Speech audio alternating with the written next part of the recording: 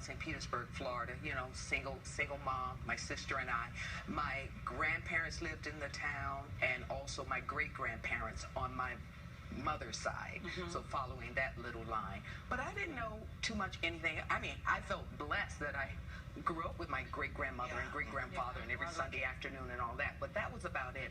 And then went on to college, and then the other side of my family, my father's side, they were more, you know, in tune and diligent about finding out about the family tree.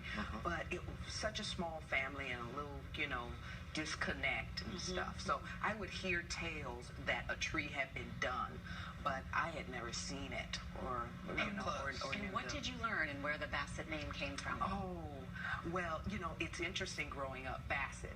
In the apartment, the furniture, you know, the furniture company, you'd see it on little furniture pieces around the house. And, I wonder, well, they must be doing well.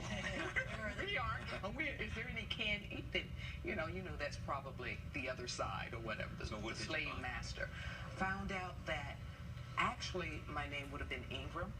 For a long time I thought it was Turner until we did the, you know, until we did Finding Your Roots. I heard it was a different name, and then the child took, you know, get rid of the slave name and take another name. Yeah, they took Bassett. In fact, it was one of the saddest slave stories that we found.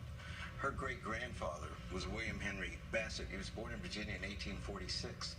But when he was 3, the master sold him away. And we found that out because we found the name of his real parents, which were George and Jenny Ingram. And but unlike the typical slave story when the children were sold away, and can you imagine that? We found out that in Reconstruction they were reunited. Wow.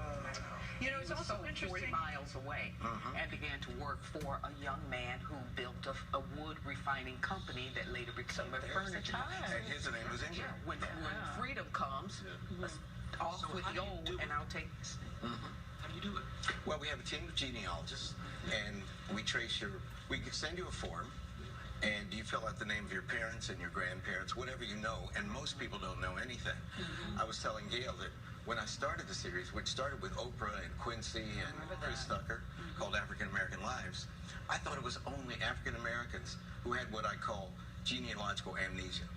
But it turns out nobody knows past. If you get to your great-grandparent, then you know a lot about your genealogy. But you have lots and lots of ancestors, like your father's mother's mother, you know, the interstices on the tree.